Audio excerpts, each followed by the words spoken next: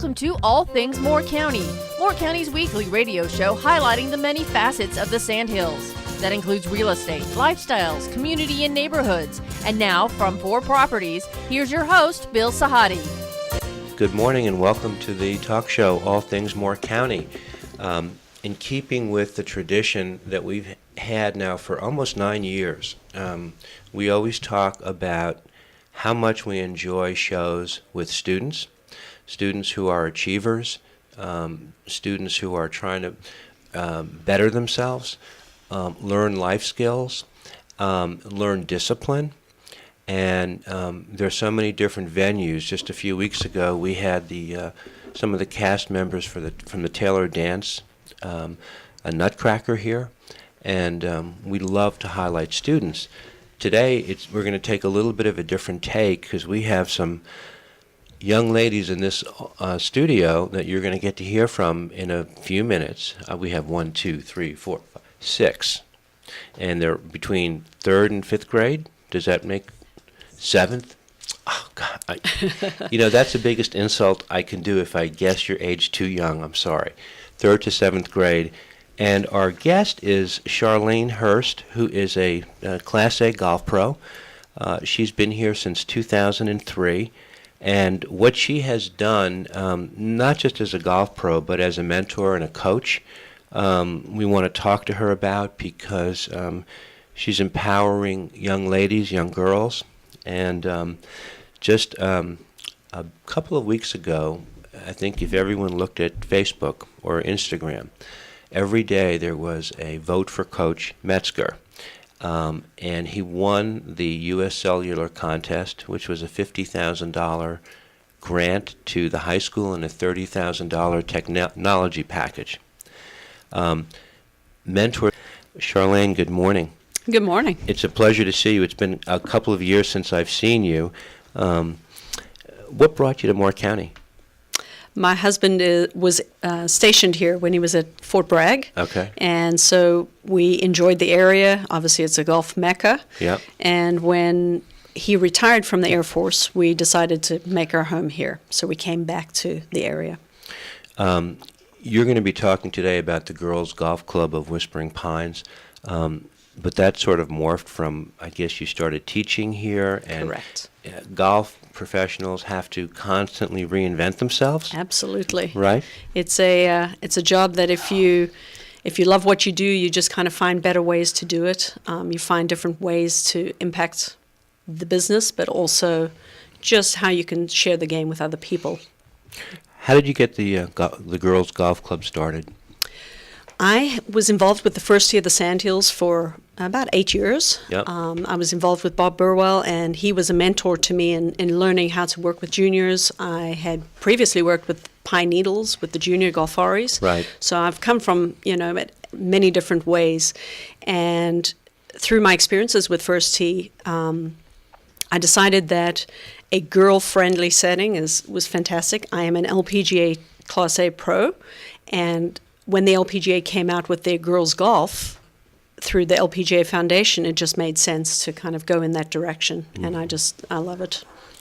Way back when I was in high school, girls' sports, girls' athletics were not so important, or they didn't seem to be, and it was all male-driven. Absolutely. But today, after Title IX, and things have really changed. It's almost an equal playing field. Correct. The opportunities that these young girls have, regardless of what sport it is just, it's incredible. The girls are given the opportunity to play in any sport they want. It doesn't have to be a girl sport as it used to be. And the LPGA really has gone at it the right way in promoting the game of golf is equal, regardless of what you are. What are your goals with the Girls Golf Club? Because you have, what is the age range of the girls, by the way? The age range is, it's advertised as 6 to 16, I believe, through the LPGA. But, anyone who's willing to be in a group setting and take instruction well, I welcome anyone. I have, my older girls are mentors to the juniors. We have different levels of golf, so where you come at the game doesn't really matter. You could be a total beginner or you could be very experienced, but you're giving back to the game, so they're giving back to each other as well, and they don't realize how much they mentor each other too. So the whole reason for it is to have girls empower each other and learn from each other. And the LPGA has done enough studies to find that that's the way that girls learn best, when they're in a setting that they're comfortable in. Is it a competitive setting at all? I think it is. And we play lots of games. We have lots of contests. And these girls are cutthroat some days. And they'll spit in their hand before they put the club in their hand, right? Exactly. No, we try to keep it fun and light, but there is a competitive part to it, which is important because tournaments, one person raises the trophy at the end of the week. So it's important to keep that aspect of it. So how do you incorporate the handicap aspect of golf into, you have so many different girls at different ages, at different levels of ability. Correct. How do you That's really a judgment call. Field? Yeah, it's a judgment call on my part. I'll group them by age if I can, but obviously if there's someone who's 6 and amazing golfer, we're going to make sure that we put them in a group perhaps one step up. It's really golf, it doesn't matter what age you are, so it's about what the game is, what the challenge is. We try to group them all together at times where there's varying levels, an A, a B, and a C player, so that way they're constantly seeing what their potential could be if they stick with it. This is not just a local initiative, it's a national initiative? It's a national through the LPGA Foundation. There are over 400 sites around the country. Similar people to myself, LPGA pros, who start aside at a course or at a range. And then I think over the course of the LPGA girls golf, there are more than 500,000 girls that have been introduced to the game through girls golf. Yeah. I love the concept of using golf as a hook to teach students life lessons. Absolutely. That never changes. I mean,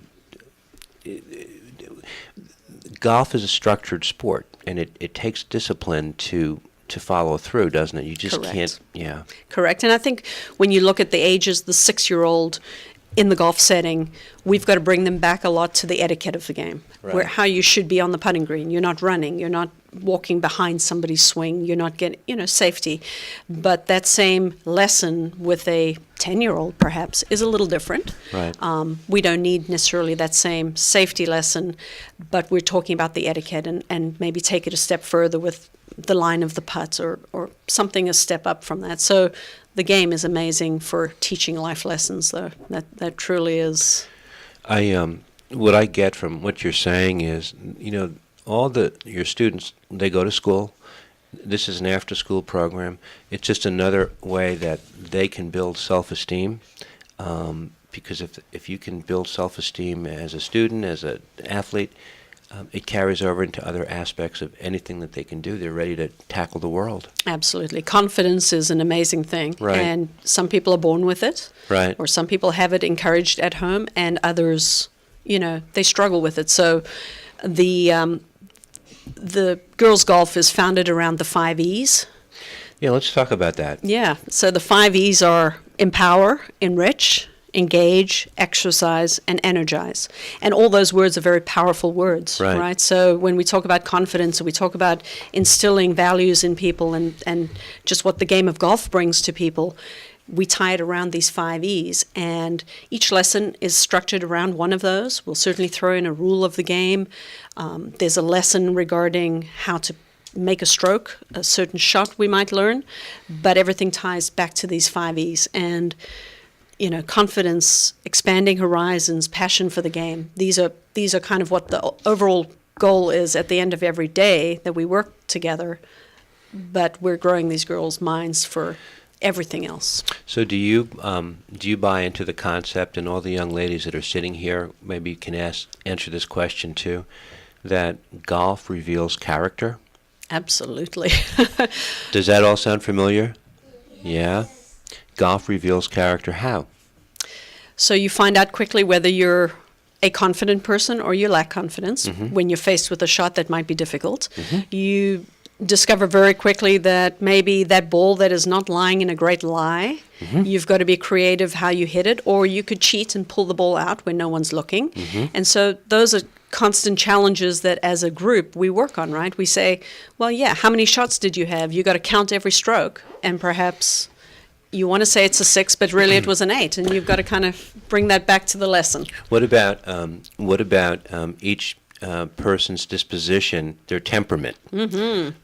I mean, I was when I was in high school, if I hit a bad shot, the club went to the ground. I shook my head, and it wasn't my fault. Terrible, terrible thing. My dad used to look at me and just roll his eyes. Yeah. So my dad always said if he ever saw me do that, the clubs would go away. Right. And so I, as a parent to Allie, who was in the program, I don't want to see that. I don't want to see a club go in the ground or get flung toward the bag. So it's always a it's a lesson learned out on the golf course. When we see something where someone gets a little frustrated, then we redirect and we see how can we make that a learning experience, because everything is growth. And so it's fun. It's every day is different. You talk about embracing volunteerism in the communities. Can you talk about that? Absolutely. So regardless of what organization you're with, the volunteers are the core of all of that. And especially when you're in a setting as the girls' golf is, it's a very inexpensive activity.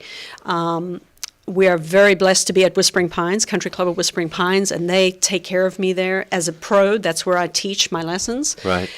But I still need people to help me with these young girls when we're out there. We need someone to drive a cart. We need someone to just be the eyes and the ears. And so I have a very dedicated core of ladies who have brought on other ladies. And so we've grown together as the program has grown. We've grown in volunteers now. Never have too many, because I continue to want to grow the program. I mean, there's no number that is a goal for me. It's just the more we can impact. How many young ladies do you have in the program now? Currently 45 are on my roster. Oh, my goodness. Yeah. We don't see them all at the same time because, as you said, they're in dance company or, tap class or Battle of the Books or whatever. So they're in and out. But, we're anywhere from 20 to 30 girls on a regular basis. And the fee is $20 a year?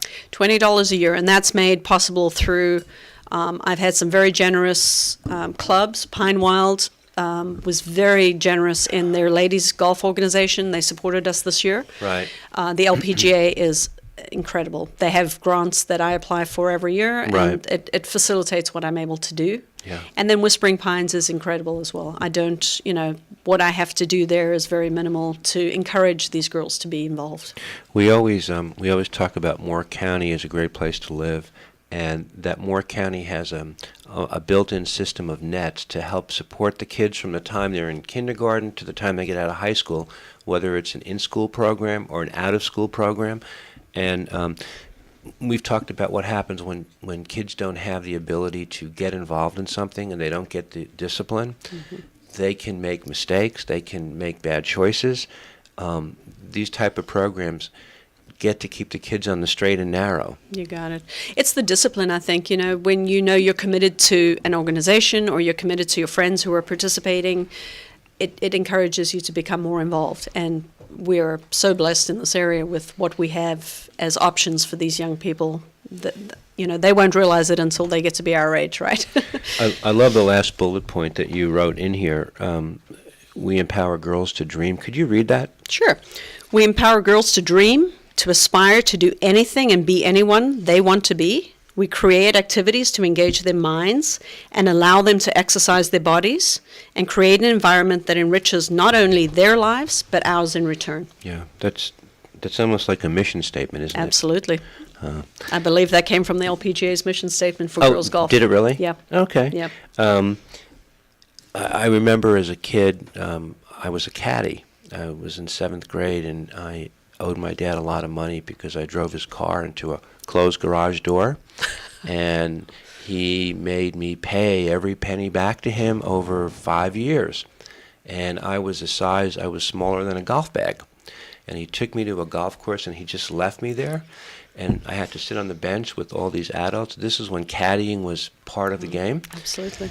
And I learned to play golf, and I even cut school to caddy. I mean, after a while. Yeah. But golf shaped a lot of my thoughts and my beliefs, and to this day, it was a big part of my life, and it will be for these young ladies. Absolutely. Yeah. And they're doing it from a very young age. Yeah. You know, very impressionable. I was at the same upbringing where you kind of, caddying was how you learned the game. Caddying was the only way you were allowed to be on the golf course. That's right. That's right. Juniors had very limited rights. And so, yeah, that's how you learned all the nuts and bolts of the game. You guys meet twice a week? We meet once a week, but we have two opportunities. So there are Wednesdays, the after-school group, and it's based on their schedules. So what I found last year was many girls weren't able to make it on Wednesdays because they had whatever other activity. And so rather than lose those girls, I got the opportunity to add another day. And so we meet every other week generally, twice a month. And I try to keep them on that day, but certainly, you know, when we have a lacrosse game or we have a dance event, we allow them to come to the other day. In the wintertime, you take... We take time off. Okay. Unfortunately, my dream would be to have an indoor facility. Right. But I don't have that. So, yeah, rather than freeze and not enjoy what we're learning, we take some time off and then we come back in March. We're talking all about the Girls Golf Club of Whispering Pines. Do people, is it by word of mouth that people find out about it? Is there a website? Okay, so everything runs through my business website, which is golflessonsnc.com. Okay. We do have word of mouth is pretty much what's Right. done it. You know, as I said, I was previously involved with the first tee, and just people knew who I was. I have a lot of activity through my summer camps, chippers camps, and so just through that, people know who they were dealing with, and they've since grown the program. When I started, I had 13 girls, Okay. and it's now 45. So it's been good. We're going to come back in the second set. Our show is all about the Girls Golf Club of Whispering Pines, and I think we're going to come back and meet some of these young ladies who are sitting here and sort of get their take on everything you just spoke about, Charlaine. This is All Things Moore County. We'll be right back.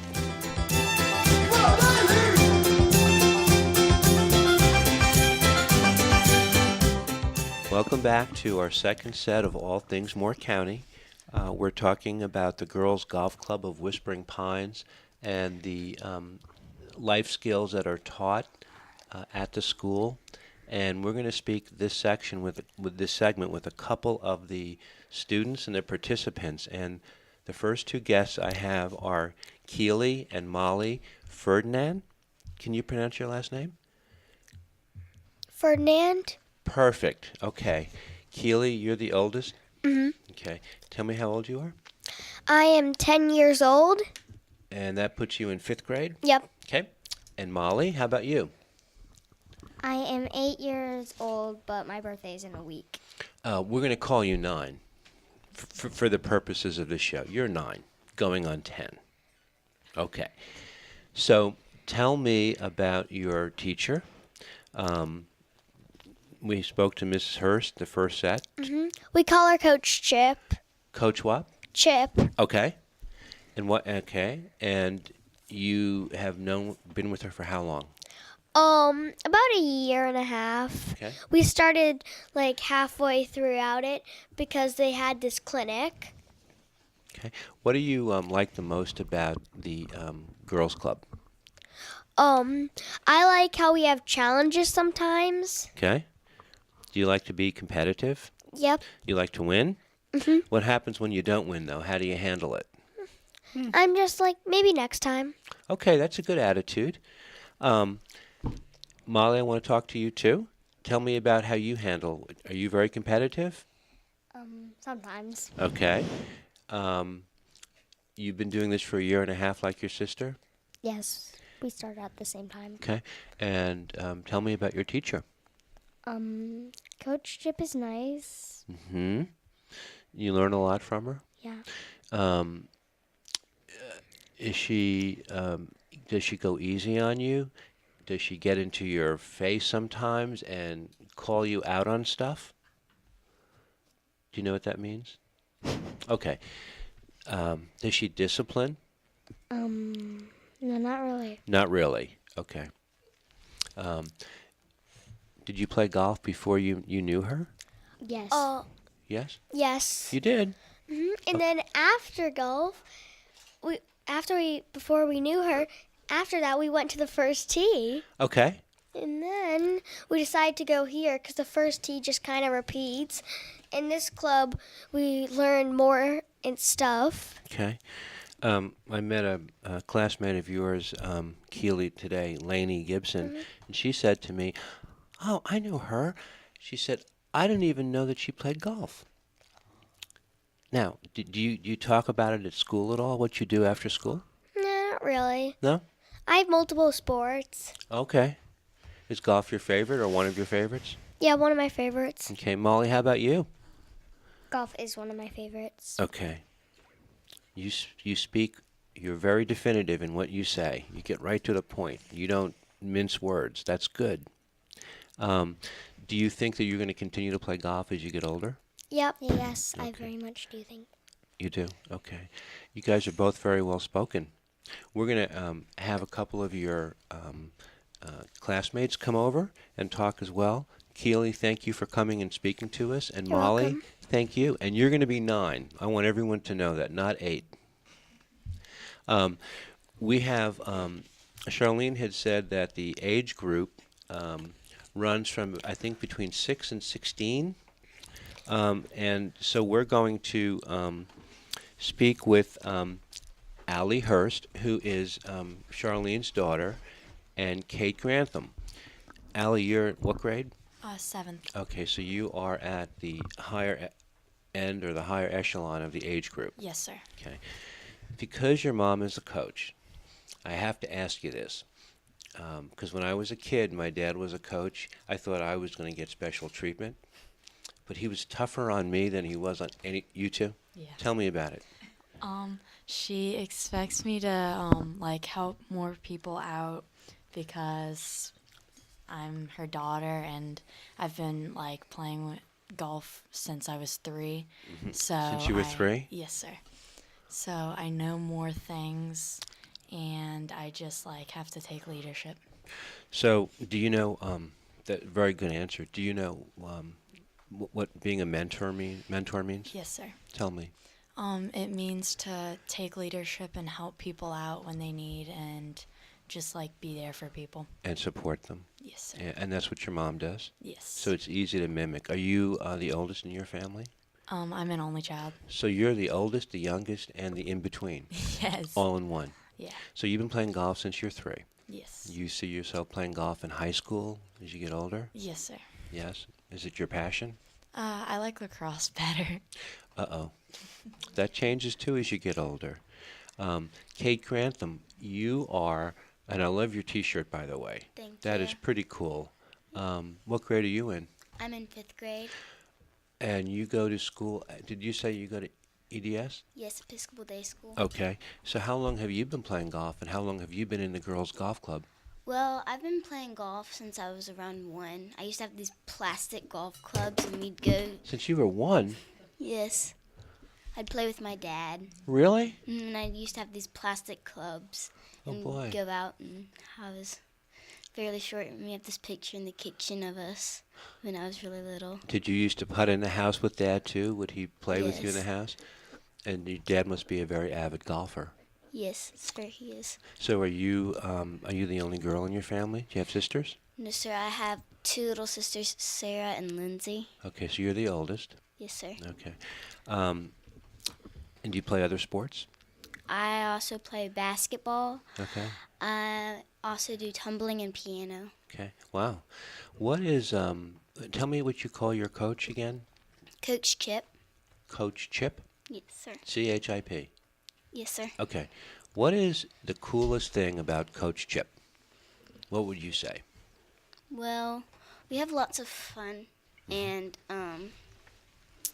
I've been doing first tee with her and Chippers Camp, and we always have lots of fun at Chippers Camp because we always get so competitive. Mm-hmm. And this year I was the only girl in the group, You were the So- only girl in the group? besides Allie. Well, Yeah, she's a girl too. yes, but she wasn't there in the I only came mornings. some of the days. What's that? Yeah. I only came some of the days. Oh, okay, okay. So she would only come like half of the day. So it'd kind of be fun because towards the end of the day at Chippers Camp, we'd play, and Allie and I would be on a team, and we get super competitive, and Coach Chip would help us sometimes because we had a smaller group. So it's kind of fun getting to know her through different ways and different lessons.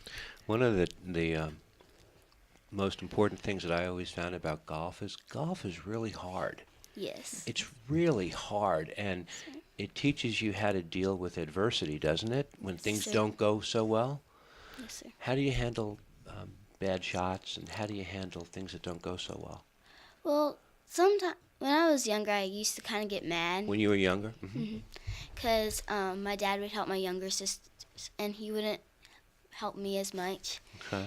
And so when I had a bad shot, sometimes we just take it up to the green, and a lot of times we used to go to the range. Okay. And now I don't play with my dad as much, but being able to do girls golf and learn a little bit more. Yeah. Because last year I was kind of like in a slump. You were in a slump? Yes, but Coach Chip, like, my swing was kind of awkward, Yeah. but she helped me with a lot of it. Yeah. Did you guys ever hear the expression in golf, paralysis by analysis?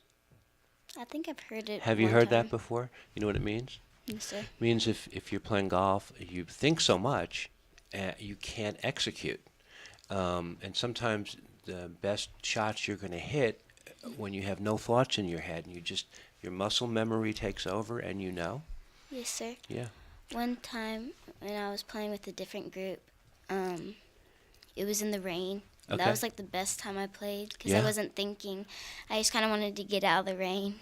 That's great. And you have, I like your spirit. You have a competitive spirit. I can see that. Allie, how do you handle adversity when things don't go so well? Do you sulk, or do you go home, or do you say, I'm going to make this better? I mean, bad shots, they're always going to happen, so you can, like, get mad a little bit, but it's not really your fault.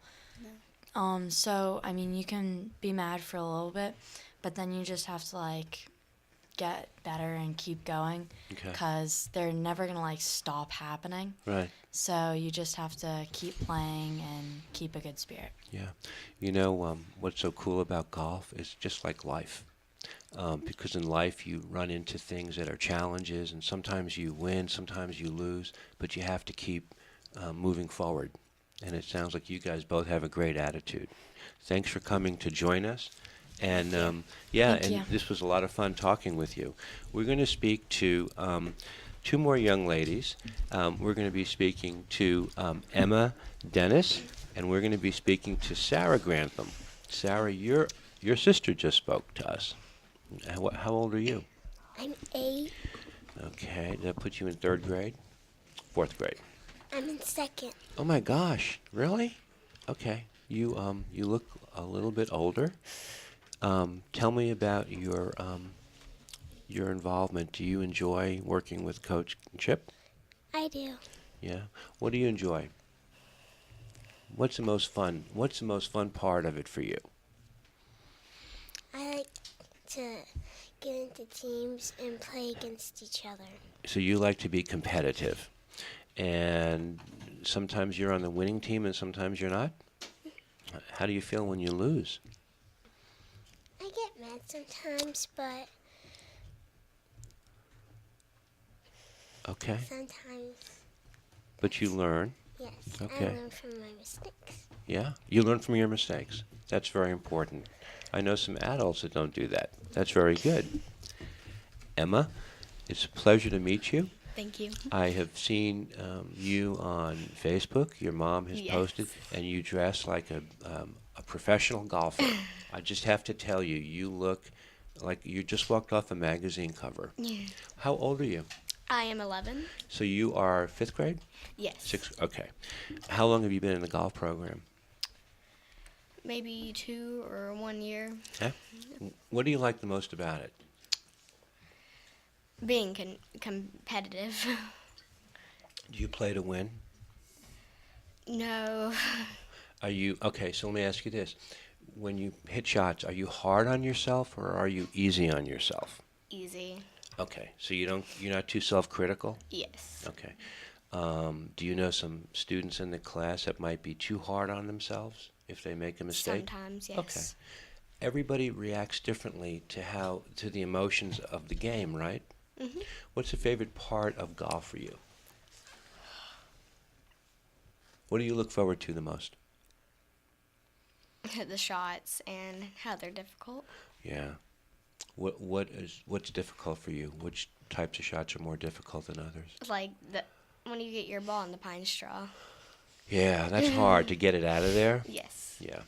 But you've been given lessons as to how to position your club and your feet and your stance to do that, Yes. and that goes through your brain before you hit the shot, and then you try to execute, right?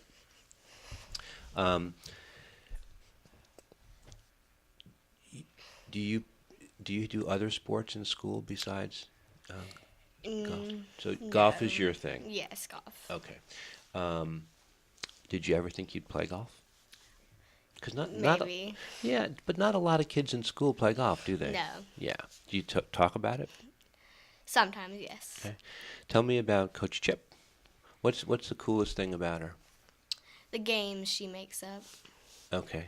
She sets up games for you guys to Yes. play, and she gets got your spirit going. Yes. Okay. So are you as spirited when you're in school with your classes as you are with golf? Yes. Okay. So you like to get good grades, and if you don't, you get upset. Yes, sometimes. When I was your age, I didn't get good grades, and I would try to hide my report cards from my parents, so I didn't have to show it to them. And my sister, who was a year younger than me, she got straight A's, and I hated her because she would go home with her report cards, and I would try to hide out. Oh. Yeah, I was hard on myself, but you're not like that, are you? Yeah. No. Okay. We enjoy having you guys on, and Sarah, you are one of the younger girls here in the group. Do you play with Emma? Do you play with girls that are older than you, or do you play with girls about the same age as you? I play with girls that are the same age with me. Okay, that's easier, isn't it? Less intimidating. Yeah. Do you guys see yourself, Emma, I'll ask you this question because you seem very mature for your age. Do you see yourself playing golf when you're in high school? Yes. Do you want to be on the golf team? Yes. Yes. Okay. Do you watch golf on TV? Do you have, Yes, sometimes, yes. so do you have any favorite players?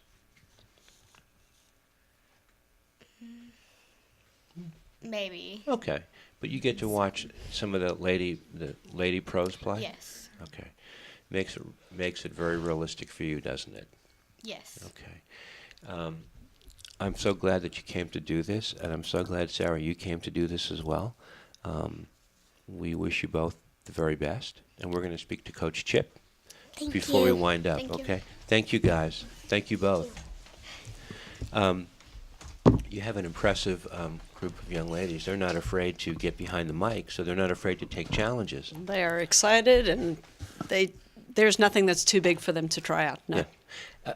You were watching them speak. What were you thinking? Because you were smiling and you were... Oh, I love how unassuming they are, but they're not like that when they're competing, that's for sure. So they're pretty hard-nosed, huh? Mm-hmm. Yeah. You put a challenge in front of them, and they rise to it. That's what part of the girls' golf is about, the fun in the games. I loved that I kept hearing that from every one of them because Right. that's what it's about. They're learning. They don't know how much they're learning until we look at the skills, how they change from day one to the end of the season. But they're having fun while they do it. Yeah. And a lot of life lessons about being a good sport when you don't win. Mm-hmm. And Absolutely. also when you do win, to try to be gracious. Correct. We have that conversation every now and then. You know, the winning team has to shake the hands of the losing team, and Right. and vice versa. And just learning how to have a good handshake and have a good attitude about whether you've won or lost. Tell me about the parents of some of the kids. They have to be very supportive as well. I have an incredible group of families. Uh-huh. Again, 45 girls. It's a lot of different personalities in the girls. Uh-huh. But when it comes down to, hey, we need this, we need you, to have the girls here, we do a lot of community events. When I say that, I mean we will raise pet food supplies for Caring Hearts for Canines, for example, with our Halloween event. The parents don't hesitate. They're there. They bring the goodies for us to donate. Right. We do the shoe boxes at Christmas time. So no, it's an amazing group of families that have adopted us as a as an organization. So it's fun. It's fun. So if people who are listening want to reach out to you, they can go to golflessonsnc.com. Correct. And they can find all the information out about the Girls Golf Club of Whispering Pines. Correct. What it involves and entails. Absolutely. And I'm a email away, a text away, a phone call away. Right. All that information is on my website. I'm happy to answer questions or, the more the merrier. So many people who live here who are our age, and the golf was a big part of our formative years, and the skills that you learn in golf transfer to so many other aspects of your life, and it's so great to see the girls. And they're all, I have to tell you, they're pretty disciplined, and they're very well spoken. Excellent. They were not intimidated, right? Absolutely. I thought they were comfortable in their own skin, and I couldn't have done that at their age. No, I couldn't. For surely I couldn't. No, it's amazing when you have that confidence, and that's what just you're empowered. You're That's not right. afraid. You're not shy to say what you believe and what you think. That's right. And you just go with it. Well, Coach Chip, we appreciate you coming in. Thank you. We appreciate you bringing all the young ladies with you. They're very impressive. And we wish you the very best of luck with the Girls Golf Club of Whispering Pines. People can reach you there. Do you give your phone number out or no? I'm happy to. Okay. It's 910-603-8700. Okay. Thank you for coming in and joining us, and we hope to see you down the middle of the fairway. Thank you so much. Thanks, Charlaine. This is All Things Moore County. We'll be right back.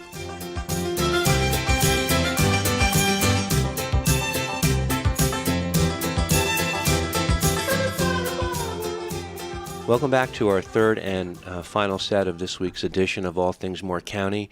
This is the first weekend in December, and as much as we love talking about the kids and the mentoring programs, as we kick into the next 3 or 4 weekends, we are hoping to feature a couple of organizations in Moore County to make people a little bit more aware.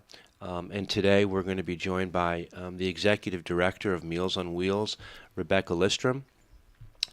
Rebecca, you've been with the organization for quite a while. Yep, 11 years. 11 years. Isn't that crazy? And Meals on Wheels started here in the chapter here in 1974? 1974, correct. Ida Baker Scott, she was a resident in Pine Bluff, and she had some friends that were shut-ins from her church, and she just started cooking food, and the rest is history. We've partnered with Phoenix Village and St. Joseph of the Pines to prepare the food, but 45 years, Bill.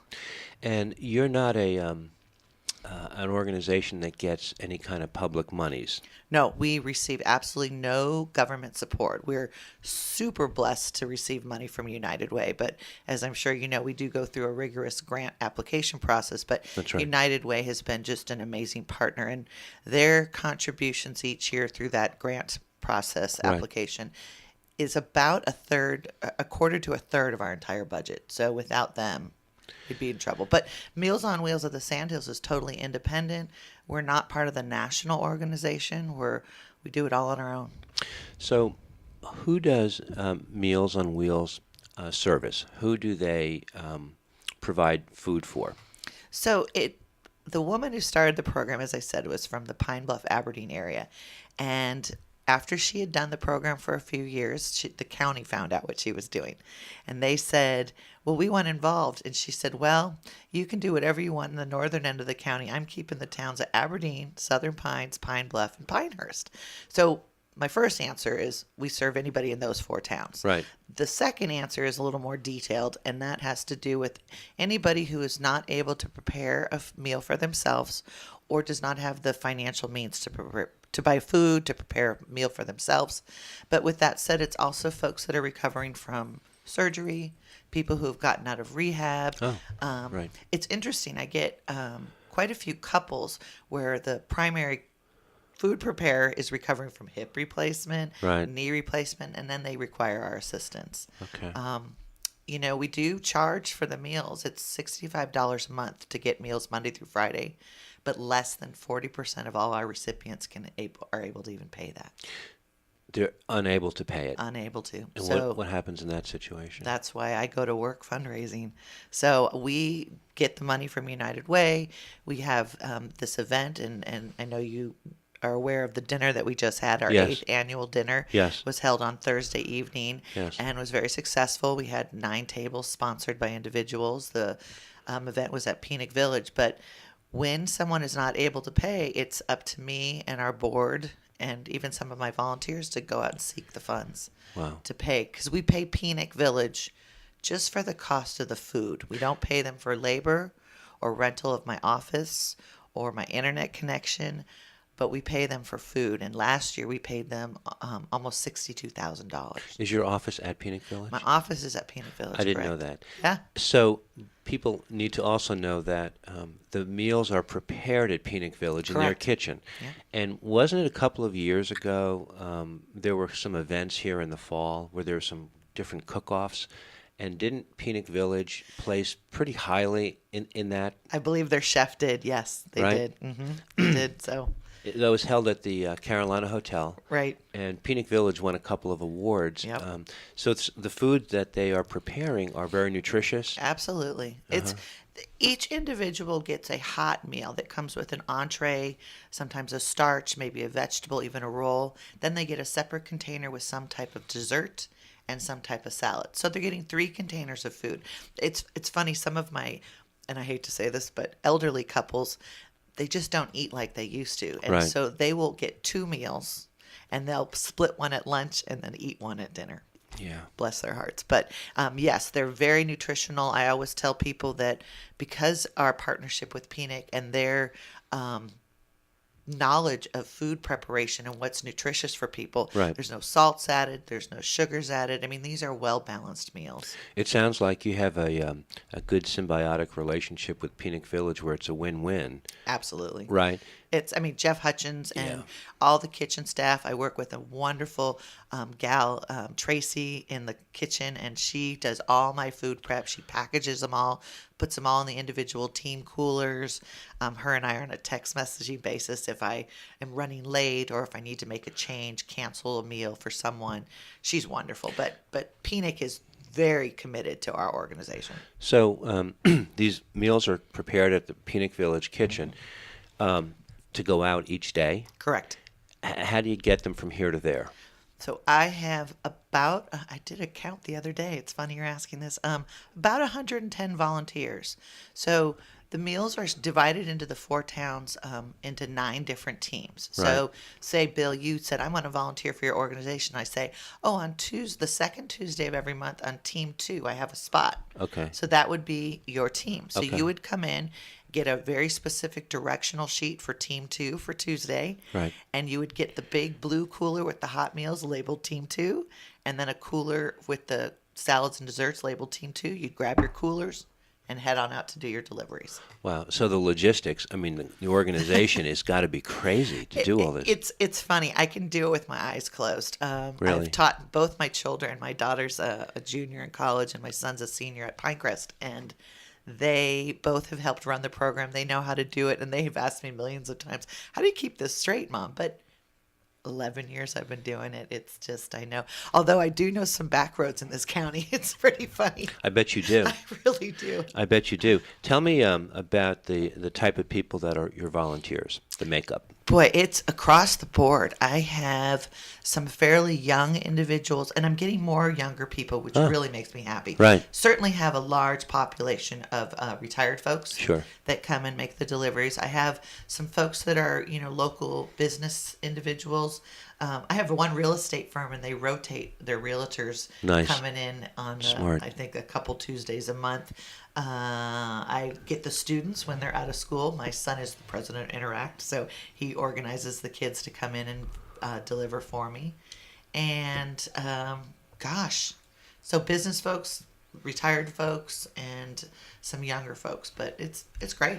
It's really amazing across the board how for what a wide variety I have. Do you ever wind up having people that were beneficiaries of Meals on Wheels come to volunteer? I actually have never experienced that, although I've had many of them say, I want to do that. Right. It hasn't come to fruition, but, it could still happen. So you're out of the United Way fundraising period, I think that is Correct. come and gone. Okay. And each year you have to apply to them and make your case. You're right. All right. So outside of that fundraising season, you rely on private fundraising? Absolutely.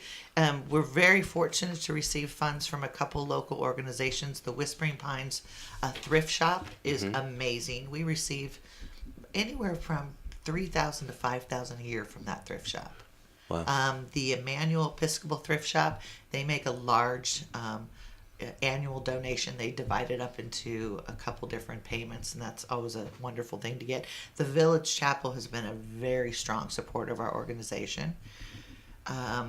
Several church groups and like fellowship groups they give every month. And you have a list of sponsors that I've seen on the website too. That local businesses as well. First Bank, of course. I got to shout out to First Bank because we are customers and they're a dedicated, community organization that supports us. St. Joseph of the Pines has been tremendous over the years. Right.